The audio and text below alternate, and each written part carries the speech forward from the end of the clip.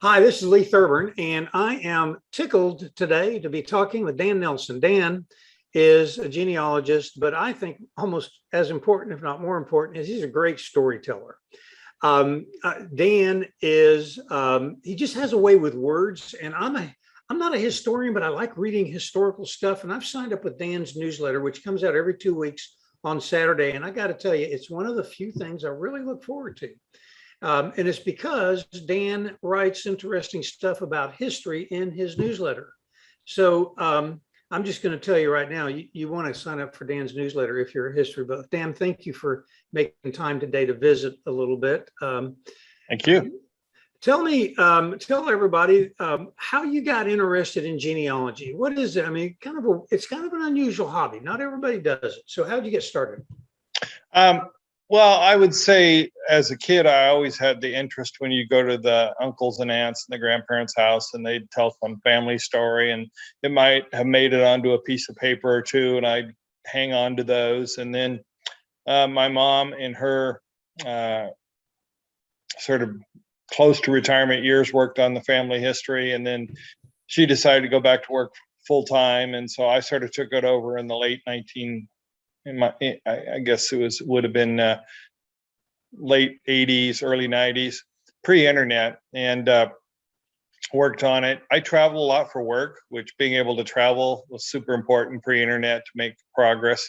So I was able to do a lot of that and then tap into resources she had. And then, of course, as the internet came along, about that time I'd already done my wife's family, and then I was working with my son-in-law. So, just sort of grew. I always enjoyed it. It's sort of history detective. I've always loved history. I've always loved sort of detective work. So what are when you start a genealogy project, what does that process look like? I'm presuming there's some sort of an interview where you get information, but what are some of the things you look for and in terms of information, and what are some of the challenges that you routinely encounter? Well, one of the things we've had to do with the process is to refine it down so that what we offer matches what people sort of are expecting. And people don't really know what to expect because it's not something they've typically done before. So I work to hone down what their level of interest is. Are they interested in the Civil War, the Revolutionary War, the immigrant ancestor, as far back as we can go, wherever in the world? Do they want to know about their cousins or just their direct line, uncles and aunts? So try and figure that out from a standpoint of, one, we're spending their money wisely, and two, that what they're getting is what they're interested in. Just because I'm interested in the full Monty may not mean that everybody else is. And so that's why I sort of break that down. And people are all over the place. Some just want to know about their namesake. They only want to know about the Thurburns. They don't care about their mom's maiden name. And so, it's important to know that. Most people, the typical experience is take me to the shore. I want to know who the immigrant ancestor was. That's the most common. So we just work to refine that so that we're helping people out. So what kind of information do you hopefully get to start with, and what is sort of the minimum amount of information? Like if somebody was adopted and they don't really know beyond, I don't know. I guess adoption is probably a different thing, but what's kind of the minimum starting point of information that you need to be able to get engaged? I tell people, if you could tell me who your ancestor is that was born in 1940 or earlier, because the census is released through 1940 and 2022, and it's an exciting time for genealogists because the 1950 census will be released, so that I'll push that back 10 years. So if you can get me there and tell me where they lived, if it's John and Mary Smith in New York City, I'm probably going to need some more info. But if it's more rare names or rare places, then I may not need much more than that. So some people don't have much. So what we say is, I have a sheet that they can fill out and tell us what you know, so you're not paying us to find out what you already know. and then we take that and work from there. Some people are adopted, and we usually work with DNA to start that process. Some people, it's a combination of DNA and what they know, just depending on, what we run into. Do you find most people are, I mean, I'm presuming that a DNA sort of match, lookup type of thing probably is helpful. Are most people like ready to do that, or are most people reluctant? What do you encounter with the DNA aspect, and how important is that in your search? I tell people, if they haven't already done it, which many people have, because that was sort of, they watched a TV commercial, somebody said, oh, here's a stocking stuffer for $60. They spit in a tube, and they think when they get back, it's going to be all their results, their whole family tree. And they will get that information in terms of their ethnicity. But in terms of their family tree, unless they have cousins on both sides that already did it, they probably means, oh, that was a teaser. Now I got a ton of work to do that I may or may not be interested in doing. So they can come to someone like me and pay us to go sort of fill in the rest of the story. So I tell people that haven't taken a DNA test, just wait and see if we need it. We may not need it. We may be able to affirm everything through existing records. But if we run into a wall and you want us to get over that wall, we may say, yeah, why don't you take a DNA test? There's about a 6-week lag in information there. So, we're not going to just jump into that. Cost-wise, it's not really that big a deal.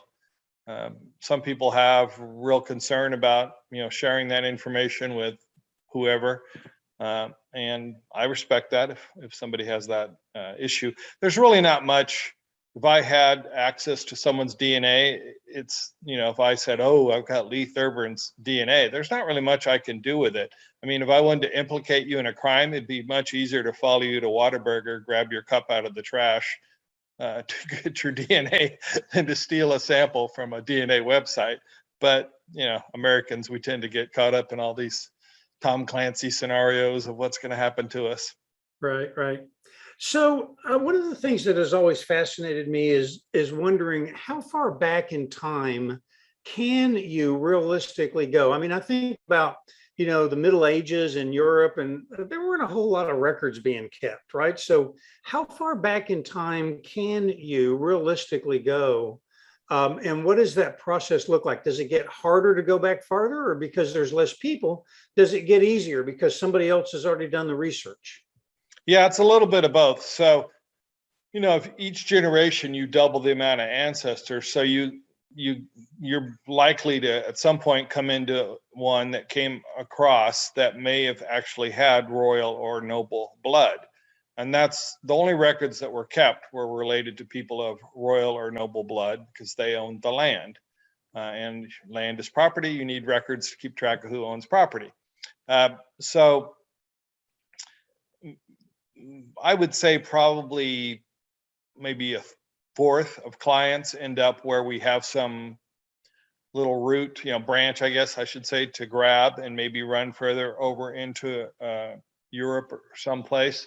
But most of those just peter out with names and dates and don't have a whole lot of information. But some people have a royal lineage. One of our recent clients that she's just a retired gal up here on Social Security up in Denton, and she turns out she had all kinds of royal ancestry, kings and things like that. So hers went back a lot further than others. Once you find that connection and you say, oh, this is definitely the son of this person and they were important, it's already been researched and you're just now pulling it together, which takes time because it's not laid out in a soup to nuts readable fashion. But it's there to go get. And it makes for good material because they were killing each other and plotting and marrying each other and wars, and it's a good story. Those royals and nobles did not lead boring lives. Right. Well, they don't in these days either. Right. So one of the things that I know a lot of people have no clue about is what kind of investment are they going to have to make if they're interested in knowing about their family tree. Can you give any kind of sort of generic, put any kind of generic numbers as to the kind of investment that is kind of typically going to be needed to find out, say, back to the shore, which I Yeah. don't know. Somebody may have migrated or immigrated last year, and that of course is easy. If they immigrated with the Santa Maria or the Pinta, it's probably a little harder. So put some numbers around those searches. Yeah, so I do tell people if you're of Eastern European descent, we're probably going to hit the wall of, Hitler and Stalin blowing things up, records not being kept. So that's going to cost you less money because we may only get back, 5 generations. We recently had a client that was Croatian, 2 generations. That was it, because just without going into a lot of detail, you couldn't get to records. Right. And of course, COVID didn't help anything with help at all with trying to get international records. But if you're coming over with Columbus example, probably the Mayflower and the Jamestown would be more likely to yield more records than people that traveled with the Spanish explorers.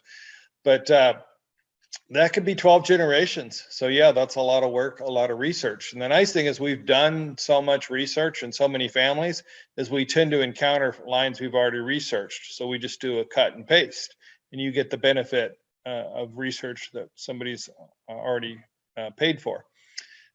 So I would say probably the minimum for a client to get back to the immigrant ancestor is going to be a couple $1,000s. And then it just goes from there, depending on, how far back it goes.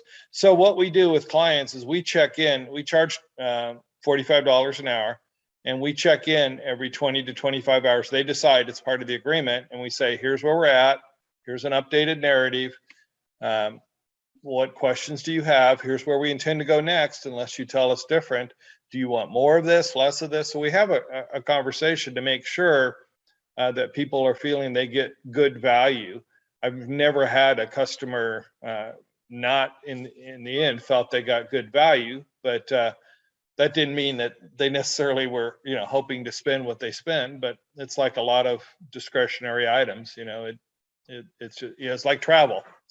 You can spend $500 on travel, and you can spend $50,000 on travel. And I'm sure the $50,000 trip created way more memories and experiences, but you may not have the means to finance the $50,000 trip. So we're really careful with having good conversations about that, because I don't want anybody to ever feel like they bit off more than they could chew.